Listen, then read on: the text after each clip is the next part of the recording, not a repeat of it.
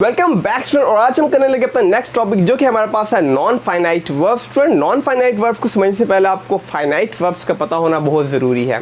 Is it clear? Okay, तो student हम देखते हैं कि फाइनाइट वर्ब्स क्या है। स्टूडेंट वो सारे वर्ब जिससे हमें टेंस के मूड का पता चल जाता है और वो सब्जेक्ट वाइज चेंज होते रहते हैं, उनको हमने नाम दे दिया फाइनाइट वर्ब्स का। Is it clear? हम एग्जाम्पल के साथ समझते तो कॉन्सेप्ट क्लियर होगा। स्टूडेंट मैं कहता हूँ यहाँ पर ही स्विम्स डेली। अगर मैं ही का यूज़ कर रहा हूँ तो ऑब्वियसली बात है, मैं यही कहूँगा कि जो हमारे पास मेन वर्ब यहाँ पे स्विम है उसके साथ मैं एस लगाऊंगा और मैंने कहा ही स्विम्स डेली। लेकिन अगर मैं ही को चेंज कर देता हूँ किसी प्लूरल सब्जेक्ट के साथ और मैं कहता हूँ यहाँ पे दे स्विम डेली, तो अब क्या हुआ कि हमने स्विम के साथ जो एस था उसको हमने क्या कर दिया स्टूडेंट, यहाँ पे रिमूव कर दिया। Is it clear? डन। तो इससे हमें क्या पता चल रहा है? एक तो हमें ये पता चल रहा है इस मेन वर्ब से, एक तो हमें ये पता चल रहा है कि ये प्रेजेंट इंडेफिनिट का टेंस, इसने हमें टेंस का मूड बता दिया। दूसरा वो सब्जेक्ट वाइज हमारे पास क्या हो रहा है, वो वर्ब चेंज हो रहा है। Is it clear? तो ये हमारे पास जो सिचुएशन होगी, ये जो कंडीशन होगी, हम कह देंगे कि यहाँ पे जो वर्ब यूज़ हो रहा है या as a finite verb use हो रहा है। Is it clear? Done. Okay, अब हम देखते हैं कि नॉन फाइनाइट वर्ब क्या होगा। स्टूडेंट वो इसके ऑपोजिट मीन्स कि अब वो हमें ना ही तो टेंस के मूड का बताएगा कि कौन सा टेंस है, या तो उससे हमें नहीं पता चल रहा होगा प्रेजेंट इंडेफिनिट है, कंटिन्यूअस है, कौन सा टेंस हमें नहीं पता चल रहा होगा। Is it clear? और ना ही वो अगर मैं सब्जेक्ट चेंज भी कर रहा हूँगा तो वो वर्ब वैसे का वैसे ही रहेगा, उसको हमें चेंज करने की ज़रूरत नहीं पड़ेगी। Is it clear? ओके, तो स्टूडेंट हमने यहाँ पे जो नॉन फाइनाइट वर्ब है स्टूडेंट उसको हमने तीन कैटेगरीज में क्या कर दिया, डिवाइड कर दिया। मेन तीन कैटेगरीज में पहले को हमने नाम दे दिया इन्फिनेटिव, सेकंड पे हमारे पास आ जाता है जेरेंट, और last but not the least हमारे पास आ जाता है participle. Is it clear? Okay, one by one student हम इसको डिस्कस करते हैं विद एग्जांपल, तो आपको अच्छे से समझ आएगी।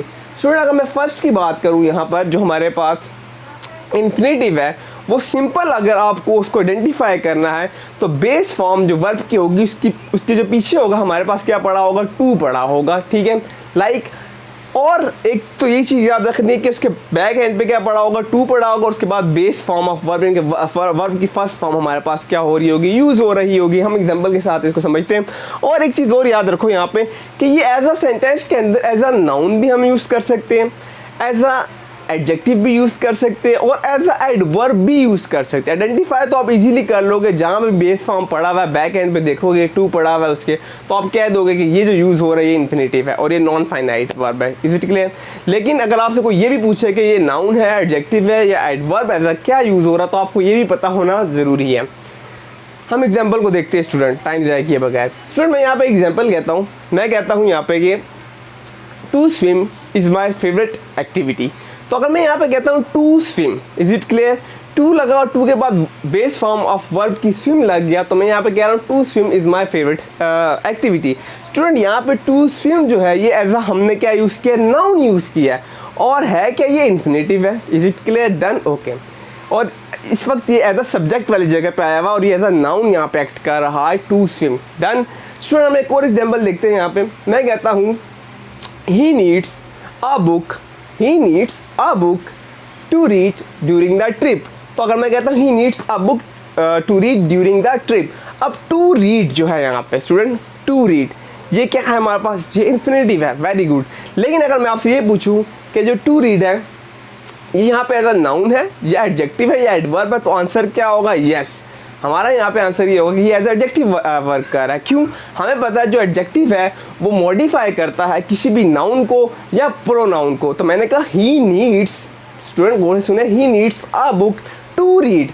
तो जो टू रीड था उसके बैक पे क्या पड़ा हुआ है, उसके पीछे क्या पड़ा हुआ है स्टूडेंट, बुक पड़ा हुआ है। Is it clear?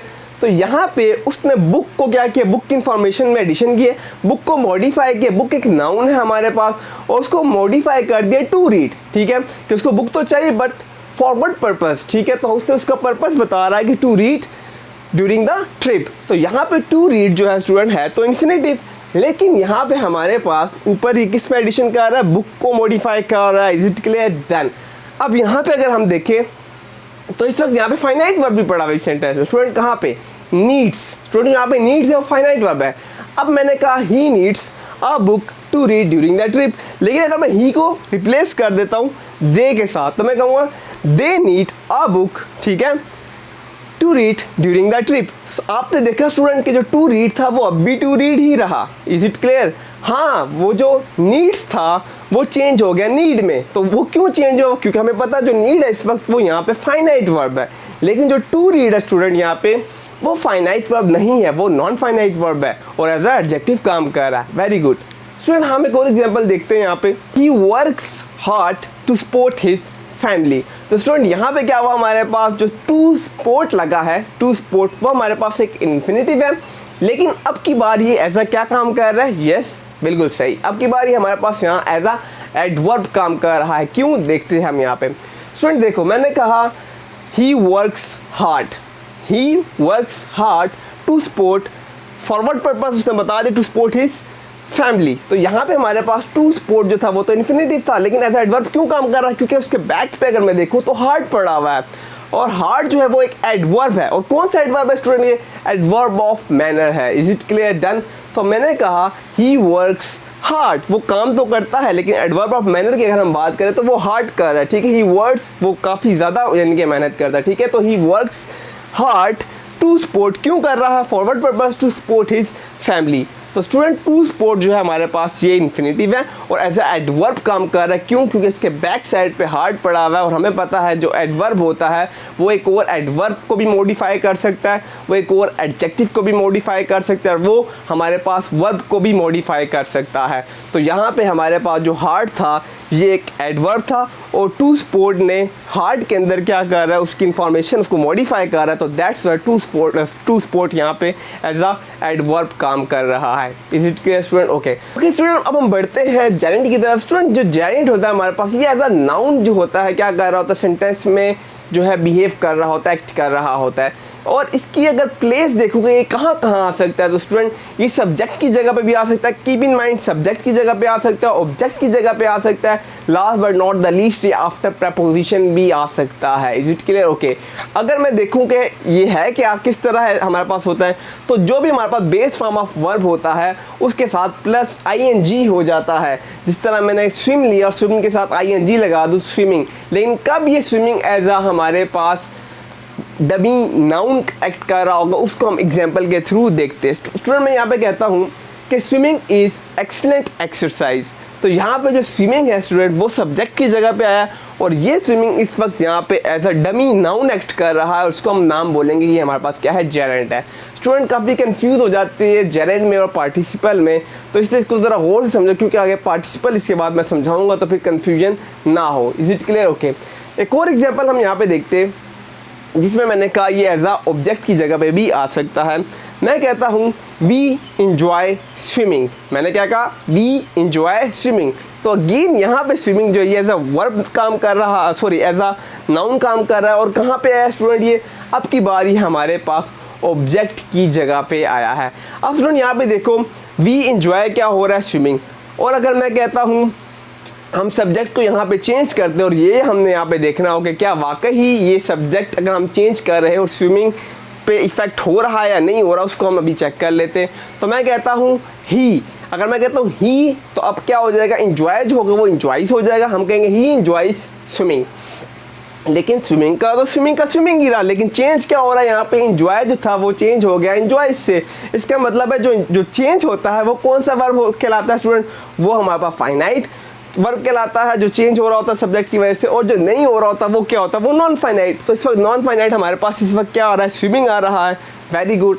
और ये एज अ जेरेंट है यहाँ पे और ऑब्जेक्ट की जगह पे आया है। Done, okay. स्टूडेंट हम एक और देखते हैं last but not the least, sorry last but not the least. तो हम ये देख लेते हैं कि कैसे ये आफ्टर प्रपोजिशन भी तो आ सकता है, मैंने जैसे कहा। तो मैं कहता हूँ she is passionate about painting. तो स्टूडेंट मैंने क्या कहा, she is passionate about painting. तो यहाँ पे जो आफ्टर प्रपोजिशन क्या आया, अबाउट के बाद जो है पैशनेट अबाउट पेंटिंग। तो स्टूडेंट ये पेंटिंग यहाँ पे इस वक्त हमारे पास क्या एक्ट कर रही है, एज अ हमारे पास जेरेंट एक्ट कर रहा है। ये जेरेंट है, और देखो तो ये हमारे पास ऑब्जेक्ट वाली जगह पे ही आ रहा है, और ये आफ्टर प्रपोजिशन आप कह सकते हो। आफ्टर प्रपोजिशन हमारे पास ये इस वक्त यहाँ पे आ रहा है। Is it clear, done, okay. Student अब हम देखते हैं, अगर यहाँ तक क्लियर हो गया, अब हम देखते हैं अपने आगे मजीद जो कि है हमारे पास पार्टिसिपल। स्टूडेंट एक हमारे पास है प्रेजेंट पार्टिसिपल और दूसरा हमारे पास पास्ट पार्टिसिपल। अब इसको भी हम देख लेते हैं एग्जाम्पल के थ्रू। और ये जो होता है हमारे पास इसका भी अगर मैं प्रेजेंट पार्टिसिपल की बात करूं तो वो स्टूडेंट वो सेम ही रहता है, इनके बेस फॉर्म ऑफ वर्ब के साथ प्लस आईएनजी आ जाता है। ये क्या बात हुई, जेरेंट में भी आईएनजी आ रहा था बेस फॉर्म के साथ, पार्टिसिपल में प्रेजेंट पार्टिसिपल में भी आ रहा है, तो हमें कैसे पता चलेगा कि जेरेंट है या ये हमारे पास पार्टिसिपल है। तो स्टूडेंट्स की सिंपल सी बात है, जो जेरेंट है वो एज अ नाउन एक्ट करता है, लेकिन अगर मैं ये बात करूँ यहाँ पे कि जो हमारे पास पार्टिसिपल है वो एज अ एडजेक्टिव वर्क कर रहा होता है सेंटेंस में। Is it clear? तो एडजेक्टिव क्या करता है, वो ऑब्वियसली आपको पता है कि वो नाउन और प्रोनाउन को मॉडिफाई कर रहा होता है। तो हम देखेंगे कि उसके इर्द गिर्द कोई हमारे पास नाउन पड़ा हुआ है, अगर तो उसके इर्द गिर्द कोई नाउन पड़ा हुआ होगा तो हमें एकदम से पता चल जाएगा कि ये क्या ये पार्टिसिपल है। लेकिन अगर कोई इर्द गिर्द नाउन नहीं पड़ा हुआ और किसी प्रपोजिशन के बाद आ रहा है तो वो जेरेंट होगा। स्टूडेंट हम इसको एग्जाम्पल के थ्रू समझते हैं तो हमारा कॉन्सेप्ट मज़ीद क्लियर हो जाएगा। मैं कहता हूँ यहाँ पे कि दे सा अ smiling child at the park. तो स्टूडेंट यहाँ पे इस वक्त हमारे पास जो स्माइलिंग है यहाँ पे वो एज अ पार्टिसिपल एक्ट कर रहा है। क्यों? क्योंकि इसको आगे क्या पड़ा हुआ है, स्टूडेंट चाइल्ड पड़ा हुआ है। इसका मतलब ये है कि उसको मॉडिफाई कर रहा है, और एडजेक्टिव यही तो कर रहा होता है, वो नाउन प्रोनाउन को तो मॉडिफाई करता है। तो इस वक्त ये जो स्माइलिंग है ये एज अ जेरेंट बिल्कुल भी नहीं है, बल्कि ये एज अ हमारे पास यहाँ पे पार्टिसिपल काम कर रहा है। Is it clear? Done? Okay. और हम देखते हैं हमारे पास पास्ट में, इसमें हमारे पास क्या एग्जांपल आ सकती है। पास्ट पार्टिसिपल में हमें पता है तो वर्ब की सेकंड फॉर्म लग रही होगी, लेकिन वो जो वर्ब की सेकंड फॉर्म लग रही है हमें कैसे पता चल रहा होगा कि वो नॉन फाइनाइट है। तो हमें पता है स्टूडेंट कि वो सब्जेक्ट पे और हमें टेंस के मूड वगैरह नहीं बता रहा होगा। मैं कहता हूँ यहाँ पे बेक्ड गुड्स आर डिलीशियस। तो बेक्ड लगा और बेक्ड के आगे क्या लग रहा है स्टूडेंट, हमारे पास गुड्स लग रहा है। इट्स मीन के ये जो बेक्ड है यहाँ पे एज अ एडजेक्टिव काम कर रहा है, जो कि मॉडिफाई कर रहा है यहाँ पे गुड्स को। तो बेक्ड गुड्स आर डिलीशियस। तो इस वक्त ये जो बेक्ड होगा हमारे पास स्टूडेंट, ये हमारे पास क्या आ रहा है, हमारे पास पार्टिसिपल की कंडीशन में आ रहा है, और ये पास्ट पार्टिसिपल की कंडीशन में हमारे पास आ जाएगा। तो स्टूडेंट होपफुली आपको समझ आ गया होगा, और कंफ्यूज मत होना। हमारे पास जो जेरेंट है स्टूडेंट वो एज अ नाउन एक्ट कर रहा है, मैं अगेन रिपीट करता हूँ, लेकिन जो हमारे पास जो पार्टिसिपल होता है वो एज अ एडजेक्टिव कर रहा होता है। तो पार्टिसिपल में जो प्रेजेंट पार्टिसिपल है उसमें बच्चों को कन्फ्यूजन हो जाती है कि यहाँ पे भी आईएनजी आ रहा है वर्ब की फर्स्ट फॉर्म के साथ, और हमारे पास जेरेंट में भी आ रहा है। तो कॉमन सेंस, अगर आपको उसके इर्द गिर्द कोई भी नाउन दिख रहा है तो हमारे पास वो प्रेजेंट पार्टिसिपल होगा।